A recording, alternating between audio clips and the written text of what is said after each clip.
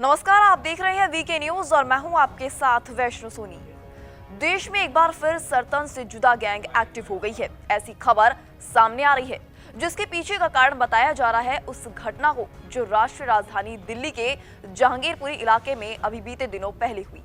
दरअसल जहांगीरपुरी इलाके के भलसवा डेयरी के पास से शव के टुकड़े बरामद हुए हैं। हालांकि इस वारदात को अंजाम देने वाले 2 युवकों को गिरफ्तार भी कर लिया है। वहीं पुलिस तफ्तीश से ये भी साफ हो गया है कि उन दोनों युवकों का सीधा संबंध आतंकवाद से है। लेकिन इस वारदात को अंजाम क्यों दिया गया, क्या था इन दोनों आतंकियों का मकसद और कौन है इसका मास्टरमाइंड, इस पर पुलिस की जांच तो फिलहाल जारी है। पर अब कई चौंकाने वाले दावे सूत्रों के हवालों से भी किए जा रहे हैं। दरअसल 13 जनवरी को दिल्ली पुलिस ने 2 आतंकियों को गिरफ्तार किया था, जिनकी पहचान नौशाद और जगजीत सिंह के रूप में हुई। बता दें, इनकी निशानदेही पर दिल्ली पुलिस को 14 जनवरी को इसी इलाके से 2 हैंड ग्रेनेड और हथियार बरामद हुए, जिसके ठीक एक दिन बाद यानी 15 जनवरी को भलसवा स्थित एक प्लॉट से एक शव के 8 से 9 टुकड़े बरामद हुए। लेकिन दावा ये किया जा रहा है कि भलसवा टारगेट किलिंग के इस मामले में नया खुलासा हुआ है।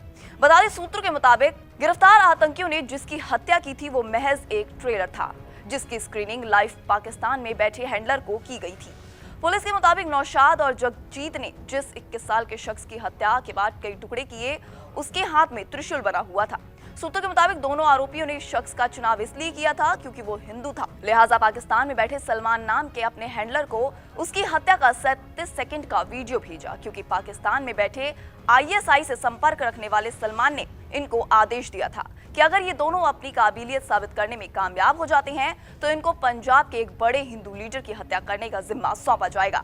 और यही कारण था कि इनके पास से हैंड ग्रेनेड और कुछ हथियार बरामद किए गए थे, जिसके जरिए दोनों एक बड़ी आतंकी वारदात को अंजाम देने की फिराक में थी। लेकिन अपनी उस साजिश को वो अंजाम दे पाते उससे पहले इन दोनों ने भलसवा डेयरी के इस पर घर में एक हिंदू त्रिशूलधारी का सर तन से जुदा कर दिया।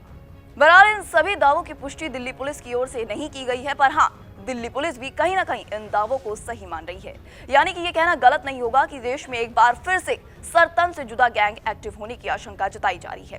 फिलहाल दिल्ली पुलिस के मुताबिक अब तक इन आतंकियों की आपराधिक कुंडली में सिर्फ यही सामने आया है कि नौशाद एक आतंकी है और वो हत्या, एक्सटॉर्शन जैसे मामलों में लंबे समय तक जेल में रहा है। वो हरकत-उल-अंसार से जुड़ा था। जेल में उसकी मुलाकात लाल किले पर हमले के आरोपी आरिफ मोहम्मद और एक लश्कर-ए-तैयबा के आतंकी सोहेल से हुई। सोहेल 2018 में पाकिस्तान चला गया था। नौशाद अप्रैल 2022 में जेल से बाहर आने के बाद सोहेल के संपर्क में था और सोहेल ने नौशाद को प्रभावशाली हिंदुओं की हत्या का काम सौंपा था, जबकि जगजीत सिंह को खालिस्तानी गतिविधियों को बढ़ाने के लिए कहा गया था। जगजीत खालिस्तानी आतंकी अर्शदीप डल्ला के संपर्क में था। इसके लिए नौशाद को उसके अकाउंट में 2 लाख रुपए भेजे गए। ये पैसा उसके साले के जरिए भेजा गया। उसका साला कतर में है। वहीं आरोपियों के पास से अब तक 3 पिस्टल, 22 कारतूस और 2 हैंड ग्रेनेड बरामद हुए हैं, जबकि जिस जगह दोनों आतंक रहते थे उस मकान मालिक को भी इनके बारे में कुछ नहीं पता था। लेकिन अब बड़ा सवाल यह है कि आखिर ये किस बड़े हिंदू नेता की हत्या की साजिश रच रहे थे। फिलहाल स्पेशल सेल इसकी जांच में जुटी हुई है। इस खबर में इतना ही। तमाम खबरों के लिए देखते रहें वीके न्यूज। वीके न्यूज, राष्ट्र के नाम।